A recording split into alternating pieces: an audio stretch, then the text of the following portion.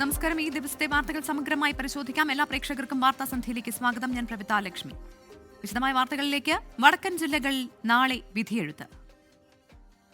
പഞ്ചായത്തിലോട്ട് co sponsored by walker ധരിക്കൂ, നടന്നുകൊണ്ടേയിരിക്കൂ.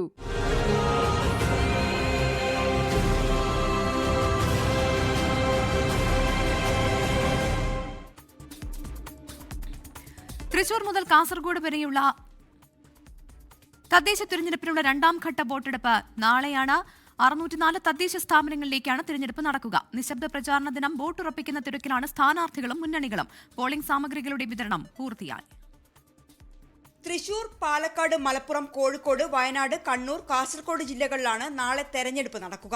470 പഞ്ചായത്തുകളിലെ 9027 വാർഡുകൾ, 77 ബ്ലോക്ക് പഞ്ചായത്തുകളിലെ 1177 ഡിവിഷനുകളിലേക്കും 7 ജില്ലാ പഞ്ചായത്തുകളിലെ 182 ഡിവിഷനുകളിലേക്കും 47 നഗരസഭകളിലെ 1834 ഡിവിഷനുകളിലേക്കും തൃശൂർ, കോഴിക്കോട്, കണ്ണൂർ കോർപ്പറേഷനുകളിലുമാണ് തെരഞ്ഞെടുപ്പ്. ഇതിൽ കണ്ണൂർ ജില്ലയിൽ 14ഉം കാസർഗോഡ് 2 വാർഡുകളിൽ സ്ഥാനാർത്ഥികൾ എതിരില്ലാതെ തെരഞ്ഞെടുക്കപ്പെട്ടിട്ടുണ്ട്. സംസ്ഥാനത്ത് ഏറ്റവും കൂടുതൽ പ്രശ്നബാധിത ബൂത്തുകളുള്ളത് കണ്ണൂരിലാണ്, 1025. മലപ്പുറത്ത് 277 പ്രശ്നബാധിത ബൂത്തുകളും 18 അതീവ പ്രശ്നബാധിത ബൂത്തുകളുമുണ്ട്. വയനാട്ടിൽ 64, കാസർഗോഡ് 9, കോഴിക്കോട് ജില്ലയിൽ 731 എന്നിങ്ങനെയാണ് പ്രശ്നബാധിത ബൂത്തുകളുടെ എണ്ണം. മാവോയിസ്റ്റ് സ്വാധീന മേഖലകളിലെ ബൂത്തുകളിൽ പ്രത്യേക സുരക്ഷ ഒരുക്കുമെന്ന് Vadakara rural S P KE Baiju പറഞ്ഞു. കോഴിക്കോട് റൂറലിൽ തീർച്ചയായിട്ടും ഞങ്ങൾ 1000-ഓളം പോലീസുകാരെയാണ് വിന്യസിച്ചിട്ടുള്ളത്. ഞങ്ങൾക്ക് 577 ആണ് സെൻസിറ്റീവ് ബൂത്തുള്ളത്. ഇപ്പോൾ മാവോയിസ്റ്റ് അഫക്റ്റഡ് ബൂത്തുണ്ട്, അതുകൂടാതെ ക്രിട്ടിക്കൽ ബൂത്തുണ്ട്. ഇതെല്ലാം ഉൾപ്പെടെ തന്നെ നമ്മൾ ഓരോ ബൂത്തിലും അഡീഷണൽ ആയിട്ട് ഒരു ഓഫീസറും 4 പോലീസുകാരെയാണ് പോസ്റ്റ് ചെയ്തിട്ടുള്ളത്. ജില്ലകളിലെ പോളിംഗ് സാമഗ്രികളുടെ വിതരണം ഉച്ചയോടെ പൂർത്തിയായി. അതേസമയം നിശബ്ദ പ്രചാരണത്തിന്റെ ദിവസമായ ഇന്ന് വിട്ടുപോയ വോട്ടേഴ്സിനെ കണ്ട് വോട്ട് ചോദിക്കുന്ന തിരക്കിലായിരുന്നു സ്ഥാനാർത്ഥികൾ. News bureau 24. തദ്ദേശ തിരഞ്ഞെടുപ്പിലെ ആദ്യഘട്ടത്തിൽ സംസ്ഥാനത്ത് 70.91% പോളിംഗ്. 2020-ലെ തിരഞ്ഞെടുപ്പുമായി താരതമ്യം ചെയ്യുമ്പോൾ പോളിംഗ് ശതമാനത്തിൽ 3%-ഓളം കുറവുണ്ട്. പോളിംഗ് ശതമാനം കുറഞ്ഞെങ്കിലും വിജയപ്രതീക്ഷയിലാണ് മുന്നണികൾ. സംസ്ഥാന തെരഞ്ഞെടുപ്പ് കമ്മീഷൻ ഇന്ന് പുറത്തുവിട്ട അന്തിമ കണക്ക് പ്രകാരം ആദ്യഘട്ടത്തിൽ വോട്ടെടുപ്പ് നടന്ന തിരുവനന്തപുരം മുതൽ എറണാകുളം വരെയുള്ള 7 ജില്ലകളിലെ 1,32,00,000 വോട്ടർമാരിൽ 70.91% പേരാണ് സമ്മതിദാനാവകാശം വിനിയോഗിച്ചിരിക്കുന്നത്. 2020-ലെ തദ്ദേശ തെരഞ്ഞെടുപ്പിൽ 73.85% പോളിംഗ്. 2025-ൽ ഏതാണ്ട് 3% കുറവുണ്ടായിരിക്കുന്നു. എറണാകുളം ജില്ലയിലാണ് ഏറ്റവും ഉയർന്ന പോളിംഗ്, 74.57%. തിരുവനന്തപുരം 67.47%, കൊല്ലം 70.35%, ആലപ്പുഴ 73.80%, കോട്ടയം 70.86%, ഇടുക്കി 71.78% എന്നിങ്ങനെയാണ് ഇതര ജില്ലകളിലെ പോളിംഗ് നിരക്ക്. പോളിംഗ് ശതമാനത്തിൽ കുറവെന്നെങ്കിലും ഇടത് വലതു മുന്നണികളുടെ ആത്മവിശ്വാസത്തിന് ഇളക്കം തട്ടിയിട്ടില്ല. പോളിംഗ് ശതമാനം കുറവാണെങ്കിലും എറണാകുളം കോർപ്പറേഷൻ നിലനിർത്തുമെന്നാണ് LDFിന്റെ പ്രതീക്ഷ. ജില്ലാ പഞ്ചായത്തും ഭൂരിപക്ഷ ബ്ലോക്ക് ഗ്രാമപഞ്ചായത്തുകളും ഭരണം പിടിക്കുമെന്ന് UDFും പ്രതീക്ഷിക്കുന്നു. പോളിംഗ് ശതമാനം കുറഞ്ഞെങ്കിലും കോട്ടയം ജില്ലയിൽ 3 മുന്നണികളും വിജയപ്രതീക്ഷയിലാണ്. ഇടുക്കിയിലും പത്തനംതിട്ടയിലും ആലപ്പുഴയിലും കൊല്ലത്തും തിരുവനന്തപുരത്തും സമാനമായ പ്രതീക്ഷകളാണ് മുന്നണികൾ പങ്കുവെക്കുന്നത്. ശക്തമായ ത്രികോണ മത്സരം നടന്ന തിരുവനന്തപുരം നഗരസഭയിൽ BJPയും LDFും ഒരുപോലെ ഭരണം പ്രതീക്ഷിക്കുന്നു. കോൺഗ്രസ് ഇവിടെ 35 സീറ്റുകൾ വരെയാണ് പ്രതീക്ഷിക്കുന്നത്. 24 തിരുവനന്തപുരം. രണ്ടാമത്തെ ലൈംഗിക പീഡന കേസിൽ രാഹുൽ മാങ്കൂട്ടത്തിൽ MLAക്ക് മുൻകൂർ ജാമ്യം. തിരുവനന്തപുരം പ്രിൻസിപ്പൽ സെഷൻസ് കോടതിയാണ് ഉപാധികളുടെ മുൻകൂർ ജാമ്യം അനുവദിച്ചത്. മുൻകൂർ ജാമ്യത്തിനെതിരെ ഹൈക്കോടതിയിൽ അപ്പീൽ നൽകാനാണ് സർക്കാരിന്റെ തീരുമാനം. മുൻകൂർ ജാമ്യം ലഭിച്ചതോടെ ഒളിവ് ജീവിതം അവസാനിപ്പിച്ച് രാഹുൽ നാളെ പാലക്കാടെത്തി വോട്ട് ചെയ്തേക്കുമെന്നാണ് സൂചന. ആദ്യ കേസിൽ ഈ മാസം 15 വരെ രാഹുൽ മാങ്കൂട്ടത്തിലിന്റെ അറസ്റ്റ് ഹൈക്കോടതി തടഞ്ഞിരുന്നു. ഇതിന് പിന്നാലെയാണ് 23 വയസ്സുകാരിയുടെ പരാതിയിൽ മുൻകൂർ ജാമ്യം ലഭിച്ചത്. ഇതോടെ രാഹുലിന് താൽക്കാലിക ആശ്വാസമായി. രാഹുലിനെതിരെ രണ്ടാമത്തെ കേസിൽ ബലാത്സംഗ കുറ്റം മാത്രമാണ് ആദ്യം ചുമത്തിയിരുന്നത്. ദേഹോപദ്രവം ഏൽപ്പിക്കൽ, പിന്തുടർന്ന് ശല്യം ചെയ്യൽ, തടഞ്ഞുവെക്കൽ തുടങ്ങിയ വകുപ്പുകൾ കൂടി പോലീസ് ചുമത്തിയതായി പ്രോസിക്യൂഷൻ കോടതിയെ അറിയിച്ചു. വിവാഹ വാഗ്ദാനം ചെയ്താണ് പെൺകുട്ടിയെ വിളിച്ചുവരുത്തി പീഡിപ്പിച്ചതെന്ന് തെളിയിക്കുന്ന തെളിവുകളും കോടതിയിൽ ഹാജരാക്കി. യുവതിയും രാഹുൽ മാങ്കൂട്ടത്തിലും തമ്മിലുള്ള വാട്സപ്പ് ചാറ്റുകളായിരുന്നു ഇതിൽ പ്രധാനം. പ്രോസിക്യൂഷൻ നൽകിയ തെളിവുകൾ വിശദമായി പരിശോധിച്ച ശേഷമാണ് കോടതി രാഹുലിന് മുൻകൂർ ജാമ്യം അനുവദിച്ചത്. എല്ലാ തിങ്കളാഴ്ചയും രാഹുൽ മാങ്കൂട്ടത്തിൽ അന്വേഷണ സംഘത്തിന് മുന്നിൽ ഹാജരാകണം. സാക്ഷികളെ സ്വാധീനിക്കരുത്, തെളിവ് നശിപ്പിക്കരുതെന്നും ജാമ്യവ്യവസ്ഥയിൽ കോടതി നിർദ്ദേശിച്ചിട്ടുണ്ട്. മുൻകൂർ ജാമ്യം ലഭിച്ചതോടെ ഒളിവിൽ കഴിയുന്ന രാഹുൽ മാങ്കൂട്ടത്തിൽ MLA നാളെ പാലക്കാട് എത്താൻ സാധ്യതയുണ്ട്. പാലക്കാട് 24-ാം വാർഡിലാണ് രാഹുലിന് വോട്ടുള്ളത്. ഉച്ചയോടെ എത്തി വോട്ട് രേഖപ്പെടുത്തുമെന്നാണ് സൂചന. അതേസമയം കഴിഞ്ഞ 2 ആഴ്ചയായി ഒളിവിൽ തുടരുന്ന MLA തിരിച്ചെത്തിയാൽ പ്രതിഷേധം കടുപ്പിക്കാനാണ് ഡിവൈഎഫ്ഐയുടെയും BJPയുടെയും തീരുമാനം. 24 തിരുവനന്തപുരം. മുൻകൂർ ജാമ്യം ലഭിച്ചെങ്കിലും രാഹുൽ മാങ്കൂട്ടത്തിലിനോടുള്ള പാർട്ടി നിലപാടിൽ മാറ്റം വേണ്ടെന്ന് കോൺഗ്രസ്. ബോധ്യങ്ങളുടെ അടിസ്ഥാനത്തിലാണ് നടപടി സ്വീകരിച്ചത് എന്ന പ്രതിപക്ഷ നേതാവിന്റെ പ്രതികരണം അത് വ്യക്തമാക്കുന്നുണ്ട്. എന്നാൽ മുഖ്യമന്ത്രിക്ക് ലഭിച്ച ആദ്യ പരാതിക്ക് പിന്നാലെ പാർട്ടി നേതൃത്വത്തിന് പരാതി ലഭിച്ചതിൽ സംശയം പ്രകടിപ്പിച്ച് KPCC അധ്യക്ഷൻ സണ്ണി ജോസഫ് രംഗത്ത് വന്നു. ആദ്യ കേസിൽ അറസ്റ്റ് തടഞ്ഞ ഹൈക്കോടതിക്ക് പിന്നാലെ രണ്ടാമത്തെ കേസിൽ തിരുവനന്തപുരം പ്രിൻസിപ്പൽ സെഷൻസ് കോടതി മുൻകൂർ ജാമ്യം അനുവദിച്ചത് രാഹുൽ മാങ്കൂട്ടത്തിന് ആശ്വാസകരമാണ്. എന്നാൽ പാർട്ടിയിൽ നിന്ന് പുറത്താക്കപ്പെട്ട രാഹുലുമായി ബന്ധപ്പെട്ട വിഷയങ്ങൾ ബാധിക്കില്ലെന്ന നിലപാടാണ് കോൺഗ്രസിനുള്ളത്.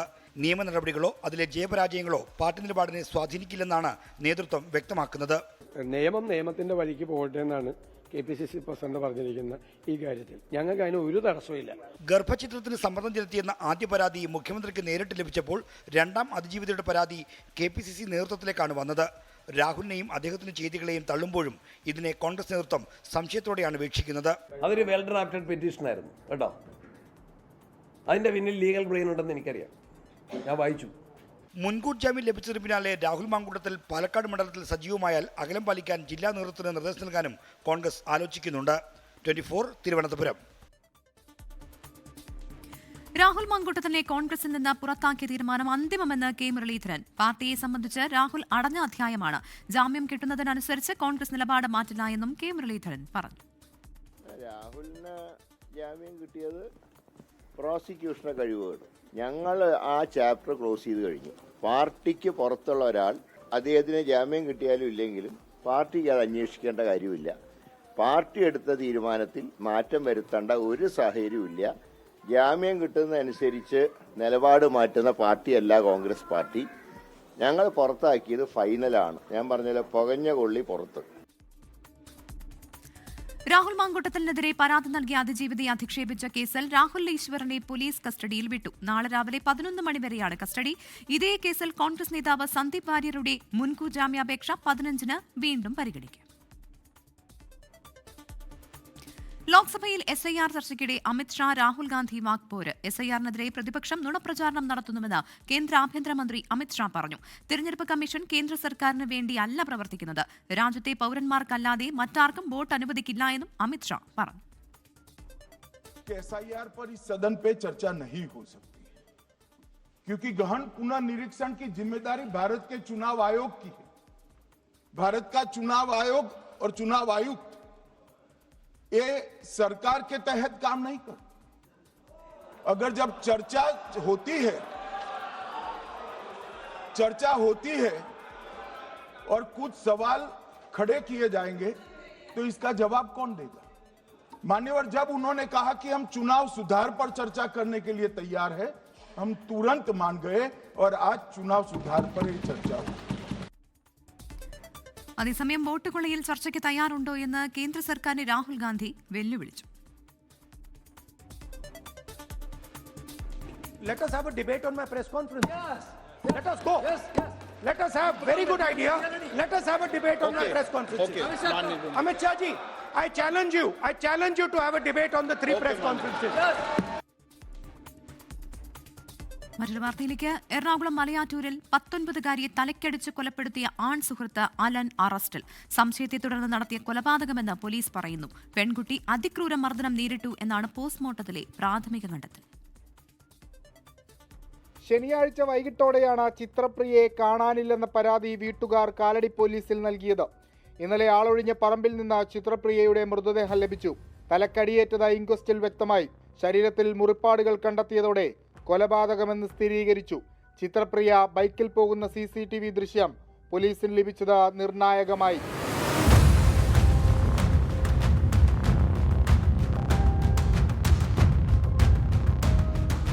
അലനെ കസ്റ്റഡിയിലെടുത്ത് ചോദ്യം ചെയ്തതോടെ കുറ്റം സമ്മതിച്ചു.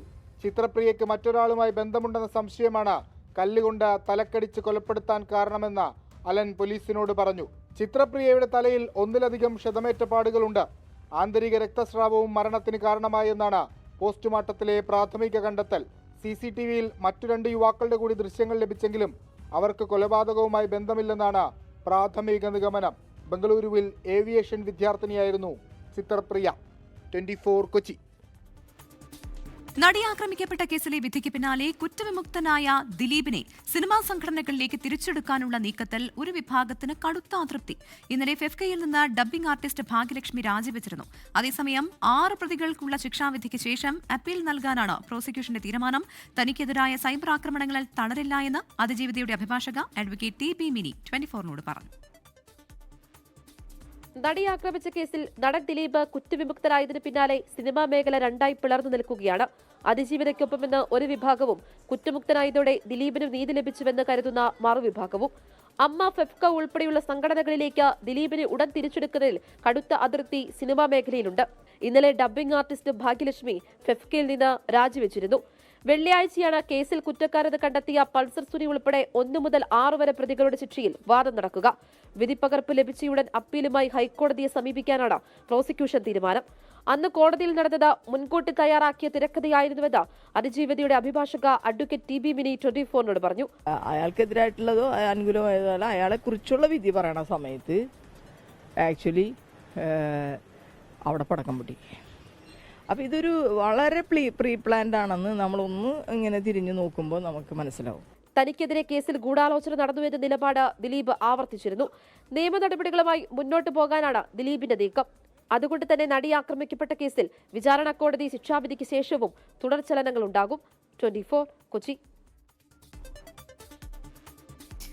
നടി ആക്രമിച്ച കേസിൽ ദിലീപിനെ പിന്തുണച്ചുള്ള UDF കൺവീനർ അടൂർ പ്രകാശിന്റെ പ്രതികരണത്തിൽ വിവാദം തുടരുന്നു. കൂടുതൽ കോൺഗ്രസ് നേതാക്കൾ അടൂർ പ്രകാശിന്റെ പരാമർശം തള്ളി ഇന്ന് രംഗത്ത് വന്നു. വിവാദത്തിൽ മാധ്യമങ്ങളെ പഴിച്ചാണ് 24നോട് അടൂർ പ്രകാശിന്റെ പ്രതികരണം. ദിലീപിനെ പിന്തുണച്ചും അപ്പീൽ പോകാനുള്ള സർക്കാർ തീരുമാനത്തെ പരിഹസിച്ചുമായിരുന്നു UDF കൺവീനർ അടൂർ പ്രകാശിന്റെ പ്രതികരണം. വോട്ടെടുപ്പ് ദിനത്തിൽ അടൂർ പ്രകാശ് നടത്തിയ പരാമർശം അനുചിതമെന്ന അഭിപ്രായമാണ് കോൺഗ്രസ് നേതാക്കൾക്ക്. അടൂർ പ്രകാശിന്റേത് ചെറിയ നാവ് പിഴയെന്ന പ്രതിപക്ഷ നേതാവും പ്രതികരിച്ചു. അടൂർ പ്രകാശ് പറഞ്ഞപ്പോൾ എന്തോ ഒരു സ്ലിപ്പ് ഉണ്ടായെന്ന് തോന്നുന്നു. പിന്നീട് അദ്ദേഹം കറക്റ്റ് ചെയ്തല്ലോ. പ്രസ്താവന വളരെ നിരുത്തരവാദപരമായി എന്നുള്ള കാര്യത്തിൽ തർക്കമില്ല. KPCC അധ്യക്ഷൻ ഉൾപ്പെടെ പരാമർശത്തെ തള്ളിയതിനു പിന്നാലെ പറഞ്ഞത് തിരുത്തി അടൂർ പ്രകാശ് ഇന്നലെ രംഗത്തെത്തിയിരുന്നു. വിവാദങ്ങളിൽ മാധ്യമങ്ങളെ പഴിച്ച് ഇന്നും അടൂർ പ്രകാശിന്റെ പ്രതികരണം. മുഴുവൻ കാര്യങ്ങളും മാധ്യമങ്ങൾ റിപ്പോർട്ട് ചെയ്തില്ല. ചില കാര്യങ്ങൾ മാത്രം എടുത്ത് അവർ റിപ്പോർട്ട് ചെയ്യുകയാണ് ചെയ്തത്. അതേസമയം വേട്ടക്കാരനൊപ്പമാണോ ഇരയ്ക്കൊപ്പമാണോ UDF എന്നത് വ്യക്തമാക്കണമെന്ന് മന്ത്രി വി ശിവൻകുട്ടി പറഞ്ഞു. ഈ വിഷയത്തിൽ UDF കൺവീനർ നടത്തിയ പ്രസ്താവന അവരുടെ രാഷ്ട്രീയ പാപ്പരത്വമാണ് ഒഴിവാക്കുന്നത്. ഒരു പാർട്ടിയും 1000 അഭിപ്രായങ്ങളുമാണ് കോൺഗ്രസിനെന്ന് മന്ത്രി PA മുഹമ്മദ് റിയാസ് കുറ്റപ്പെടുത്തി. 24 തിരുവനന്തപുരം. കൊച്ചിയിൽ നടിയെ ആക്രമിച്ച കേസിലെ വിധിയുടെ ഉള്ളടക്കം ചോർന്നുവെന്ന ആരോപണത്തിൽ പ്രസിഡന്റിനെ തള്ളി Kerala high court advocates association. Executive കമ്മിറ്റിയുടെ അനുമതിയല്ല ചീഫ് ജസ്റ്റിസിന് അസോസിയേഷൻ പ്രസിഡന്റ് കത്തയച്ചതെന്ന് സംഘടന വാർത്താക്കുറിപ്പിലൂടെ വ്യക്തമാക്കി. ജഡ്ജിമാർക്ക് ചോദ്യം ചെയ്യപ്പെടാനാകാത്ത വിശ്വാസ്യതയുണ്ടെന്നും എക്സിക്യൂട്ടീവ് കമ്മിറ്റി. ഇൻഡിഗോ വിമാന പ്രതിസന്ധിയിൽ കേന്ദ്ര സർക്കാരിനെ രൂക്ഷമായി വിമർശിച്ച് ഡൽഹി ഹൈക്കോടതി. നടപടിയെടുത്തത് പ്രതിസന്ധി തുടങ്ങിയതിനു ശേഷമെന്ന് ഹൈക്കോടതിയുടെ വിമർശനം. ഇൻഡിഗോ CEO പീറ്റർ എൽബേഴ്സിനെ വീണ്ടും വ്യോമയാന മന്ത്രാലയം വിളിപ്പിച്ചു. ഇൻഡിഗോയുടെ പ്രവർത്തനങ്ങൾ നിരീക്ഷിക്കാൻ DGCA 8-അംഗ മേൽനോട്ട സമിതിയെ നിയമിച്ചു. പൊതുതാൽപര്യ ഹർജി പരിഗണിക്കവെയാണ് ഇൻഡിഗോ പ്രതിസന്ധിയിൽ ഡൽഹി ഹൈക്കോടതി കേന്ദ്ര സർക്കാരിനെ രൂക്ഷമായി വിമർശിച്ചത്. കേന്ദ്രം സ്ഥിതിഗതികൾ കൂടുതൽ വഷളാക്കാൻ അനുവദിച്ചു. വിമാനക്കൂലി 40,000 രൂപ വരെ കൂടി. തടയാൻ എന്തുകൊണ്ട് സർക്കാർ പരാജയപ്പെട്ടെന്നും സ്ഥിതിഗതികൾ ആശങ്കാജനകമെന്നും ചീഫ് ജസ്റ്റിസ് DK ഉപാധ്യായ പറഞ്ഞു. യാത്രക്കാർക്ക് നഷ്ടപരിഹാരം നൽകാനുള്ള വ്യവസ്ഥകൾ ഇൻഡിഗോ കർശനമായി പാലിക്കണമെന്നും ഡൽഹി ഹൈക്കോടതി നിർദ്ദേശിച്ചു. പ്രതിസന്ധി സൃഷ്ടിച്ചത് ഇൻഡിഗോ ഒറ്റയ്ക്കല്ലെന്നും കേന്ദ്ര സർക്കാരും പങ്കാളികളാണെന്നും A.A. റഹീം രാജ്യസഭയിൽ കുറ്റപ്പെടുത്തി. നാളെ ഹാജരാകണമെന്നാവശ്യപ്പെട്ട് ഇൻഡിഗോ CEO പീറ്റർ എൽബേഴ്സിന് കേന്ദ്ര വ്യോമയാന മന്ത്രാലയം വീണ്ടും സമൻസ് അയച്ചു. പ്രവർത്തനങ്ങളുമായി ബന്ധപ്പെട്ട സമഗ്ര വിവരങ്ങൾ അറിയിക്കണമെന്നാണ് നിർദ്ദേശം. ഇൻഡിഗോ വിമാന സർവീസ് പ്രതിസന്ധിയിൽ DGCAക്ക് വീഴ്ച പറ്റിയോ എന്ന് പരിശോധിക്കുമെന്ന് വ്യോമയാന മന്ത്രി അറിയിച്ചു. എയർലൈൻ പൈലറ്റ്സ് അസോസിയേഷൻ പ്രതിനിധികൾ പാർലമെന്ററി കമ്മിറ്റിക്ക് മുൻപാകെ ഹാജരാകും. 10% സർവീസുകൾ വെട്ടിക്കുറച്ചതോടെ ഇനി മുതൽ ഇൻഡിഗോയുടെ പ്രതിദിനമുള്ള 400ഓളം സർവീസുകളാണ് കുറവ് വരുന്നത്. പ്രതിസന്ധികൾ പരിഹരിക്കുന്നവരെ DGCA മേൽനോട്ട സമിതിയിലെ 2 അംഗങ്ങൾ ഇൻഡിഗോയുടെ കോർപ്പറേറ്റ് ഓഫീസിൽ ദിവസവും ഉണ്ടാകും. 24 ഡൽഹി. സൂരജ് ലാമ തിരോധാനത്തിൽ പോലീസിനും വിമാനത്താവള അധികൃതർക്കുമെതിരെ ഹൈക്കോടതിയുടെ രൂക്ഷ വിമർശനം. ഇതുൾപ്പെടെയുള്ള വാർത്തകൾ നോക്കാം ചുരുക്കത്തിൽ.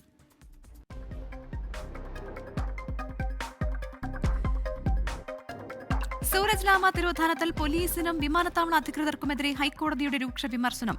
വിദേശത്തു നിന്ന് പൌരന്മാർ നാട്ടിലെത്തിയാൽ അവർക്ക് വിലയില്ലാത്ത അവസ്ഥയെന്ന് കോടതി. സംസ്ഥാനത്തിലുള്ള വിദ്യാഭ്യാസ ഫണ്ട് തടഞ്ഞുവെക്കുന്നുവെന്ന് ആരോപിച്ച് ഡൽഹിയിൽ സമരത്തിന് കേരളം. കേന്ദ്രത്തിന്റെ ചിറ്റമ്മ നയത്തിനെതിരെ വിദ്യാർത്ഥികളെ ഉൾപ്പെടുത്തി സമരം സംഘടിപ്പിക്കുമെന്ന് വിദ്യാഭ്യാസ മന്ത്രി വി ശിവൻകുട്ടി. തിരുവനന്തപുരം വർക്കല ക്ലിഫ് റിസോർട്ടിൽ തീപിടുത്തം. ബ്രിട്ടീഷ് പൌരന് പൊള്ളലേറ്റു. 3 മുറികൾ പൂർണ്ണമായും കത്തിനശിച്ചു. ഡൽഹി കലാപ ഗൂഢാലോചന കേസിൽ ഉമ്മർ ഖാലിദ് അടക്കം 7 പ്രതികളുടെ ജാമ്യാപേക്ഷ വിധി പറയാനായി മാറ്റി. പ്രതികൾ 5 വർഷത്തിലേറെയായി ജയിലിൽ. ഡിഎംകെയെ രൂക്ഷമായി വിമർശിച്ച് എഐഎഡിഎംകെ ജനറൽ സെക്രട്ടറി എടപ്പാടി പളനിസ്വാമി. തിരഞ്ഞെടുപ്പാവുമ്പോഴേക്കും പല മന്ത്രിമാരും അഴിക്കുള്ളിലാകുമെന്നും എല്ലാ മന്ത്രിമാരുടെ പേരിലും അഴിമതി കേസുണ്ടെന്നും എടപ്പാടി പളനിസ്വാമി. ഒരിടവേള കൂടി. വാർത്താസന്ധ്യയിലേക്ക് വീണ്ടും. ഡിജിറ്റൽ സാങ്കേതിക സർവകലാശാല VC നിയമനത്തിൽ സമവായമില്ല. മന്ത്രിമാരായ പി രാജീവും ഡോക്ടർ ആർ ബിന്ദുവും ലോക് ഭവനിലെത്തി ഗവർണർ രാജേന്ദ്ര അർലേക്കറുമായി നടത്തിയ കൂടിക്കാഴ്ച ഒത്തുതീർപ്പാകാതെ പിരിഞ്ഞു. മുഖ്യമന്ത്രി കൈമാറിയ പട്ടികയിൽ നിന്ന് തന്നെ നിയമനം വേണമെന്ന് മന്ത്രിമാരും സർക്കാർ നിർദ്ദേശിച്ച പേരുകളോട് യോജിപ്പില്ല എന്ന് ഗവർണറും വ്യക്തമാക്കിയതോടെയാണ് സമവായ നീക്കം പൊളിഞ്ഞത്. ഡിജിറ്റൽ സാങ്കേതിക സർവകലാശാല VC നിയമനം സംബന്ധിച്ച കേസ് നാളെ സുപ്രീംകോടതി പരിഗണിക്കാനിരിക്കെയാണ് അനുനയ നീക്കവുമായി മന്ത്രിമാരായ പി രാജീവും ആർ ബിന്ദുവും ഗവർണർ രാജേന്ദ്ര അർലേക്കറെ കണ്ടത്. സർക്കാർ കൈമാറിയ 3 അംഗ പട്ടികയിലെ ഏതെങ്കിലും പേരിനോട് എതിർപ്പുണ്ടെങ്കിൽ മറ്റു പേരുകൾ പരിഗണിക്കണമെന്നായിരുന്നു മന്ത്രിമാരുടെ അഭ്യർത്ഥന. അത് സംബന്ധിച്ചുള്ള കാര്യങ്ങളിൽ ഒരു ചർച്ച നടന്നിരിക്കുന്നു.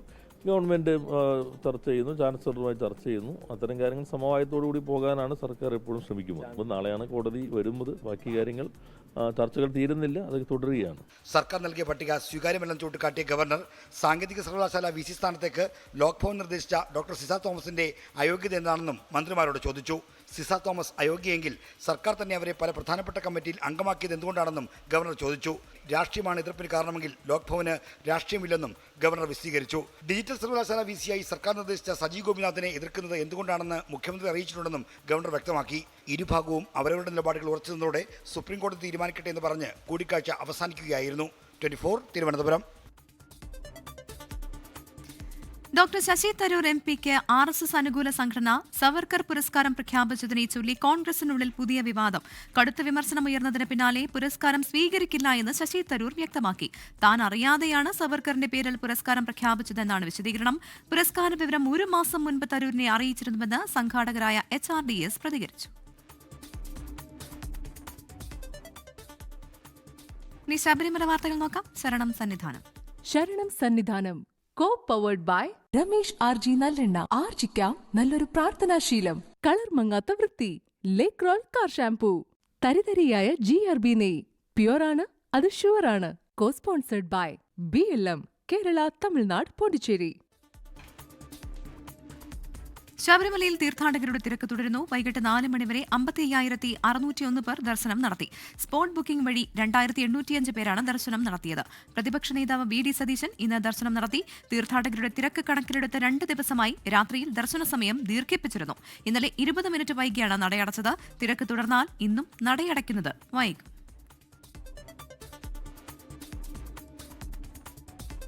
ഇതോടെ വാർത്താസന്ധ്യ പൂർണ്ണമാകുന്നു. ഇനി പൊതുജനം കഴുതിയില സേർന്ന പരിപാടിയുമായി എത്തുന്നു V. ദിലീപ് കുമാർ. നമസ്കാരം.